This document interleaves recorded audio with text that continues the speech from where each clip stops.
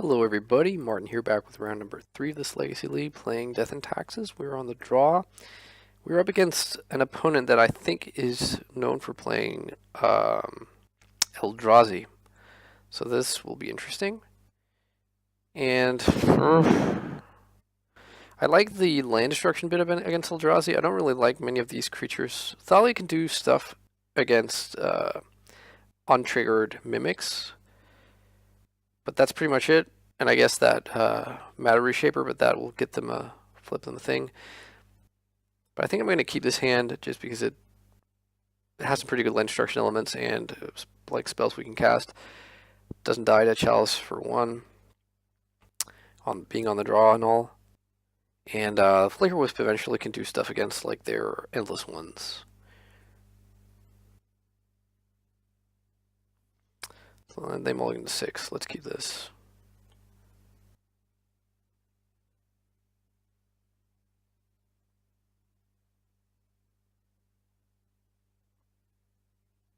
They keep their 6 and they scry to the top.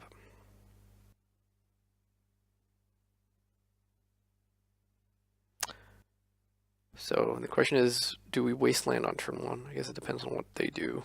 I mean, obviously, but what land will induce us to wasteland, which one won't? I guess like a City of Traders, we won't wasteland.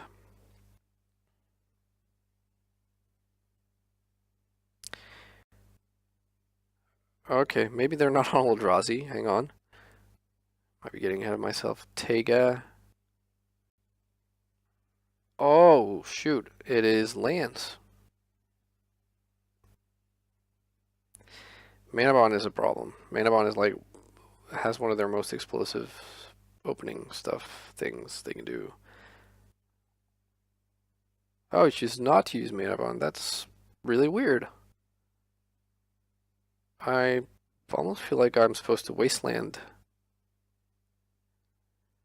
So what are they doing on turn 2? They're loaming, I guess?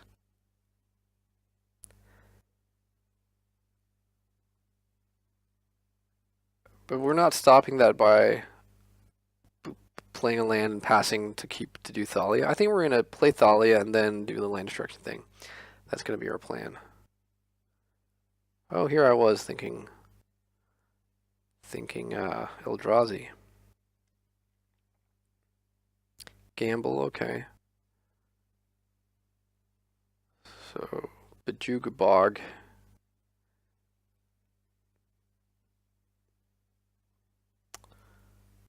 Well, Wasteland, sure.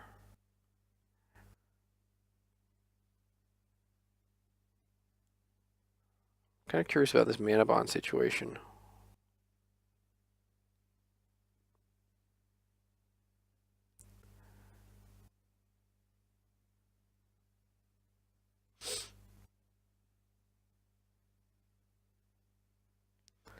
Okay, they choose not to use it. Alright, so we're sitting on a boatload of Thalias. So let's play out this Thalia and just pass. And like, if they want to Punishing Fire her, they'll need to tap out. I guess Loam. Okay, so they brought back Windswept Heath and Bojuka Bog.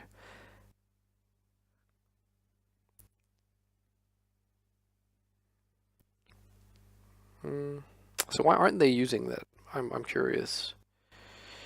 So what do we play here? I guess we just get in with Thalia first of all.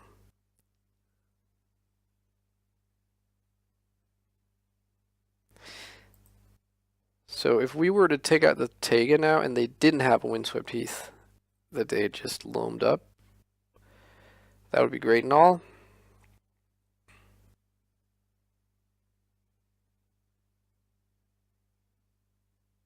Maybe we just are supposed to port them actually.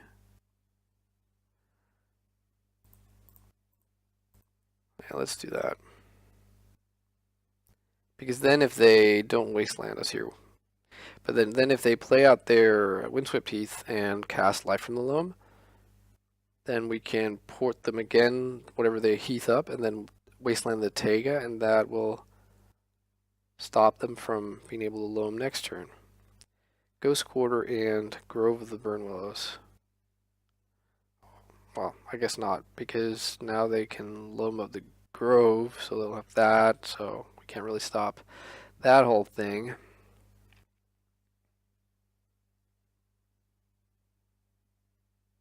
Which is a problem.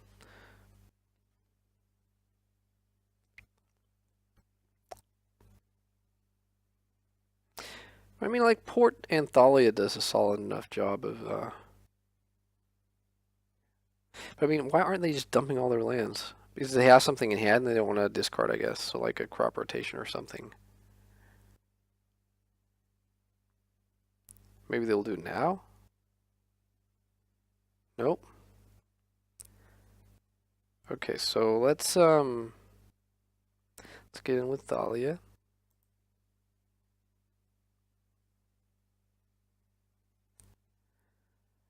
If we can get Mom to stick, that's pretty big game, because then we can, later on, we can get down Flicker Wisp and that can block the Merit Lage. Although, not infinitely. So that's, I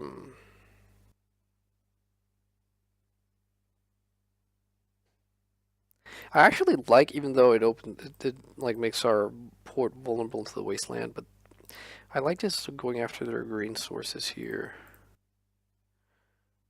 Because it means that they continue to be sort of set back in terms of resolving Life from the Loam, or like they can still cast it and all, but it'll just take a bit longer for them to get set up.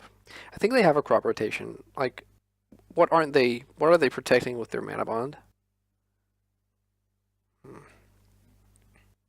Okay, so another wasteland and Maze of Ith goes into the yard.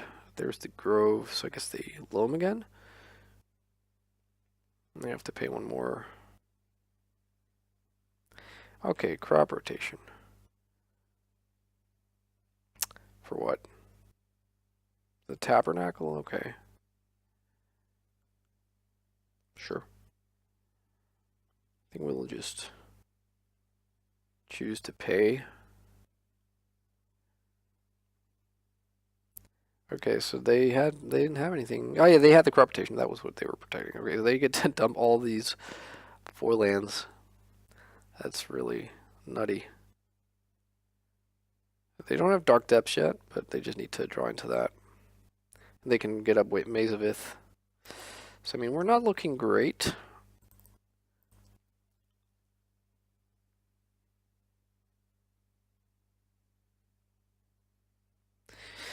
Come on, guy.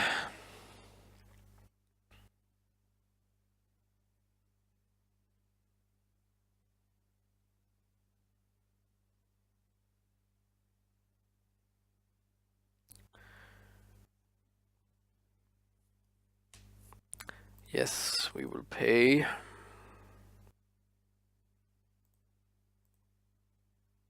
Well, drawing lands is not too bad right now.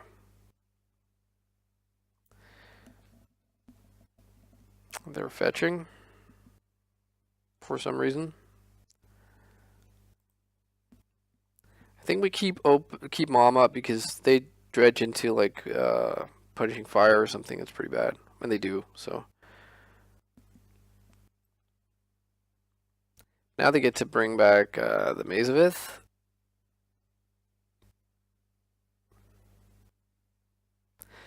So I suppose for the time being, it's good for us that like we can pay for both of the creatures, and then we can draw up Phyrexian Revoker next turn.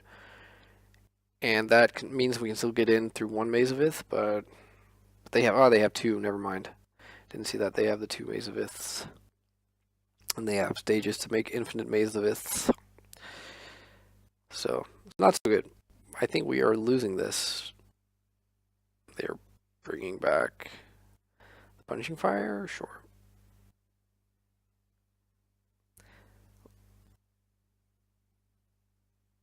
Actually, I don't know if it's even worth continuing. What am I hoping to do that gets through Maze of Ith? And can... maybe, I don't know. Let's keep this going just for a little bit.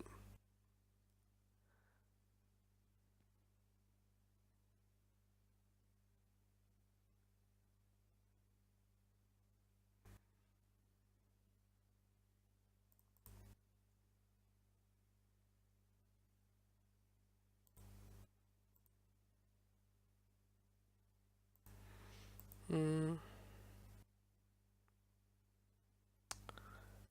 I will hang on to that Caracas. Did we see they have the Molten Vortex, but they're going to be dredging every turn now, so I think it's more relevant. Actually, what am I saying? I was going to say more relevant to pick Mox Diamond, but yeah, it's the same sort of logic.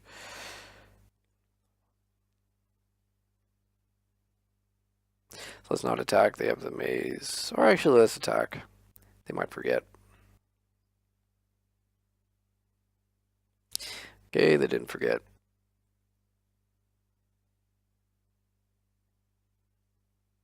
And now I guess they can just Punishing Fire. And we have to use Mom, then they can Punishing Fire again on their turn. So I think actually we should just concede. If they choose to do that. They do not. Okay.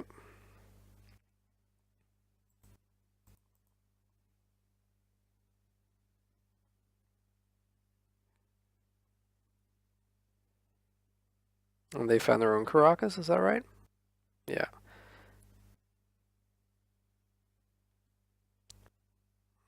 Dumping a bunch of lands. Actually, this is where we concede. I do not have the time or the inclination. So let's bring in a Fairy Macabre. Let's bring in the 2 Rest in Peace. Let's bring in Sanctum Prelate. Let's bring in a Gideon. Let's bring in a Disenchant. Let's lose the Jite. Let's lose the Batterskull. Let's dump a couple of Stone Forges. Let's dump the Spirit. Let's dump the Mirror Crusader. Do we want more here? Do we want like a Armageddon type thing? Geddon might be good. So what do we cut for Geddon?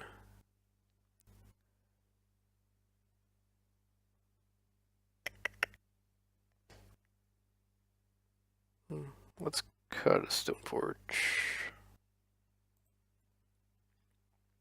Alright, let's be on the play here. Yeah, this looks good enough. We'll get to Prelate for 2. We'll get to Revoker for Molten Vortex, and then Prelate for 2.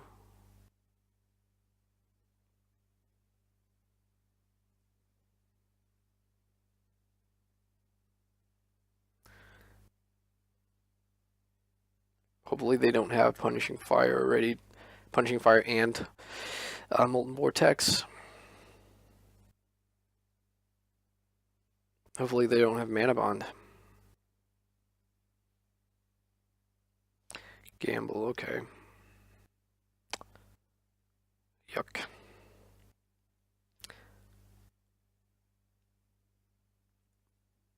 Gamble losing Gamble, so they obviously got to keep what they were going for here.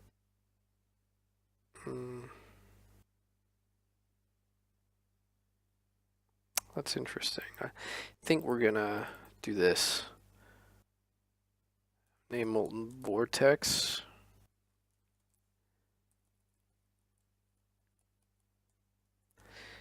And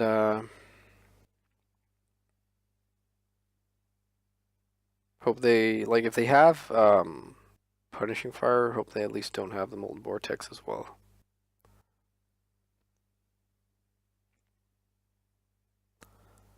Okay, that's pretty great. Life from the Loam, so we get to do this and put 2 and pass the turn. And Gideon was not a shabby draw.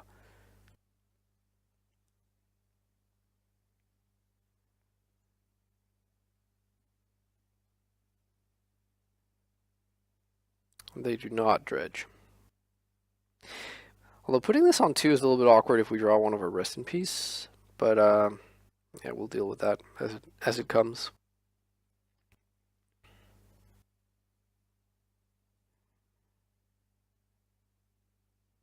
Another Prelate is not too bad either. So let's see.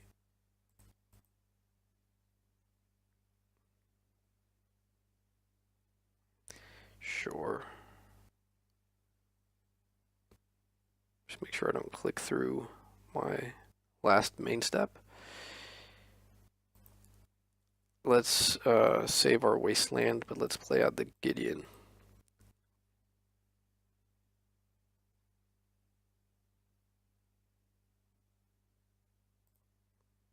Let's make a knight.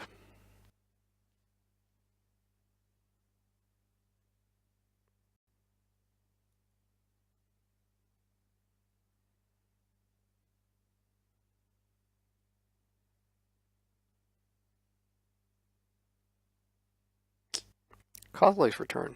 Okay, that's good. That is that was a little bit unexpected.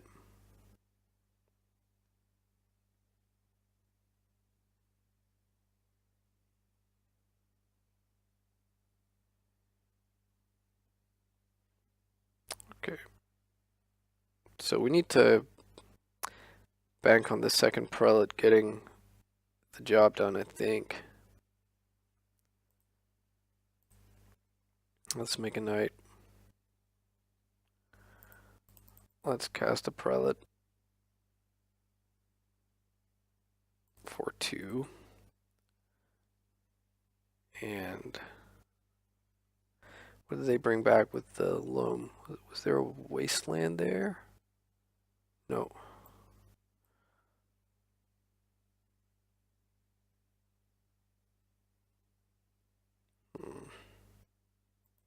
Actually, let's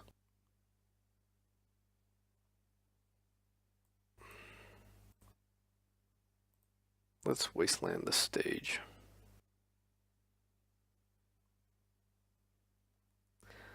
Just limits the chance of them just YOLOing into a dark depths off the top of their deck. Shoot.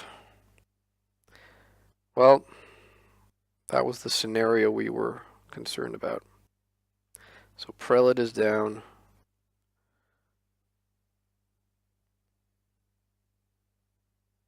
Tabernacle. Sure, okay. So let's pay 1 for this knight.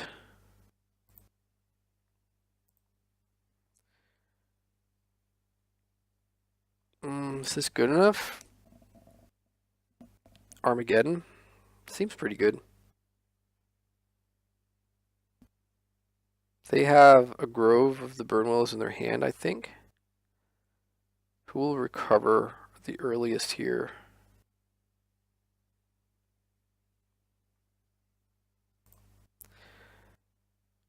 I guess we can't do it yet.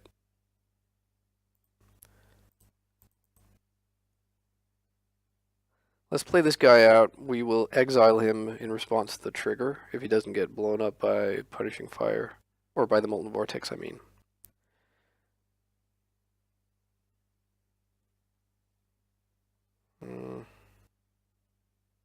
What do we do with Gideon here? I guess we just tick him up. Oh, not tick him up, I mean make another 2/2, but we'll have to pay for that next turn. Doesn't really... I think we should have attacked with Gideon actually here.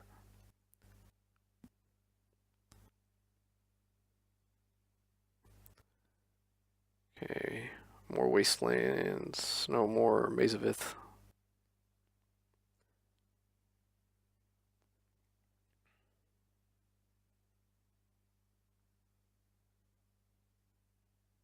So their hand is Life from the Loam and Grove. Something else? We'll get back Karakas, Wasteland, Maze of Ith. The problem is this Mox Diamond is still in play.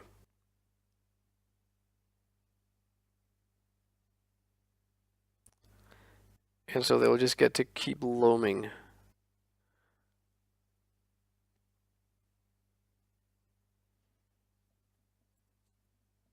Do we pay here?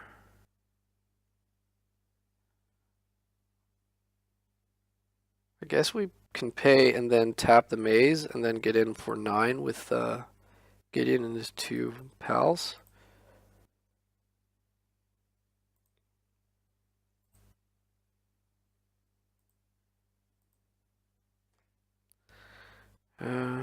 Yeah.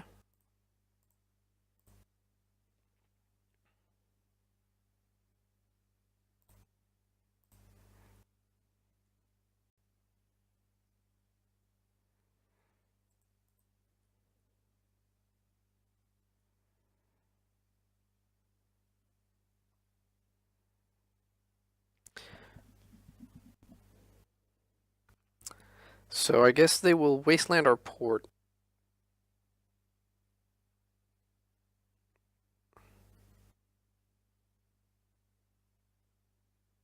Right?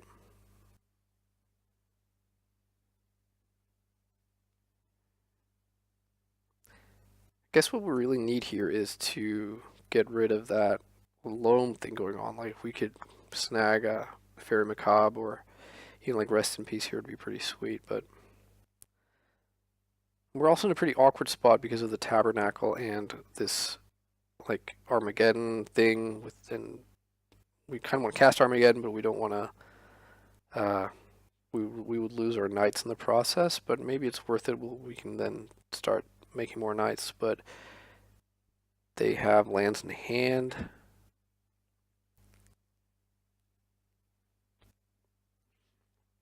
Or what, did they loam this turn?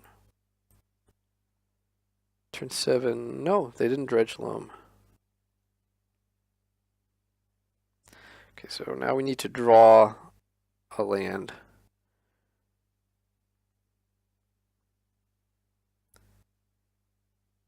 They had another life from the loam, okay. So we pay here.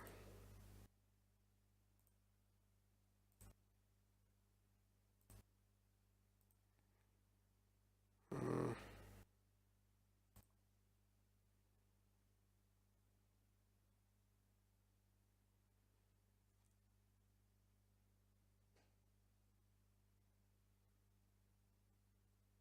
I'm not really sure what to do here, honestly. They have more Maze of Iths. And they have like they have a Molten Vortex, so we can't really ultimate Gideon unless we want to lose him right now.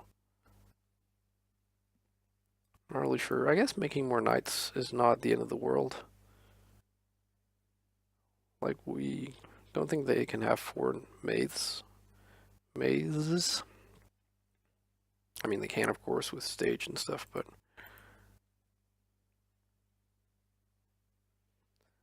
so I guess shoot one with the vortex. Yeah, and maze one out. It's not too exciting. That Mox Diamond is also just making, like, it's just a spanner in the works with this Armageddon.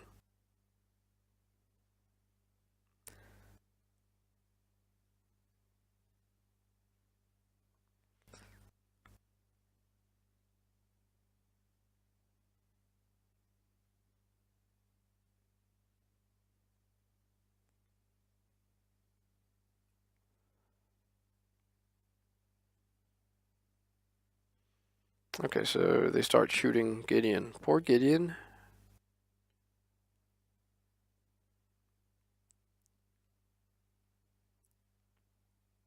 Guess shoot Gideon again, and then shoot him with Molten Vortex, or what? No?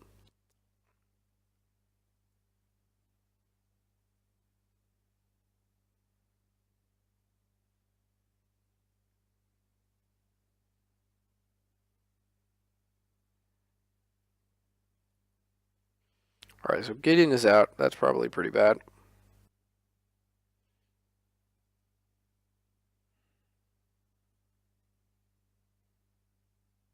So they have 1 card in hand. Do we know what that is? It's still life from the loan, right? They had 2 life from the loans before. Right now, 1 is in the graveyard. I think I'm going to just cast Armageddon here. That's a pretty big punt on my part, but I don't really see us getting out of this. Draw land.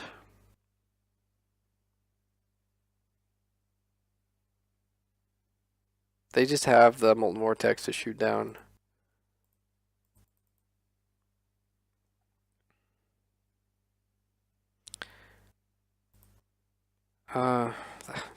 Feels pretty bad.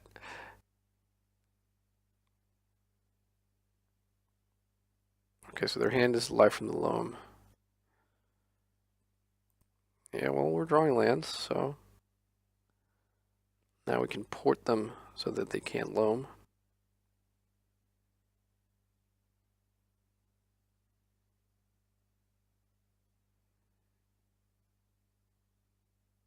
Oh no, wait, I guess we can't. Because they can just loam now. Never mind. So I guess that was sort of it. They're bringing back Wasteland Grove and Grove. They have double explorations. They can play them all. Yeah.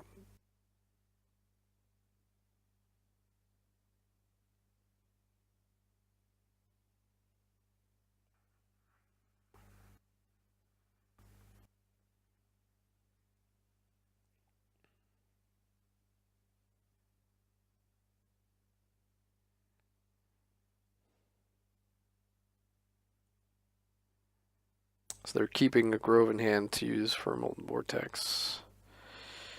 But I mean, at this stage, we've lost. So I'm just going to pack it in here. I didn't really like how I played that. But yeah, still sort of. It's a learning process, this game, and this deck in particular. It's no easy thing. But I hope you enjoyed watching, and I'll be back with the rest of this league, so see you around. Bye-bye.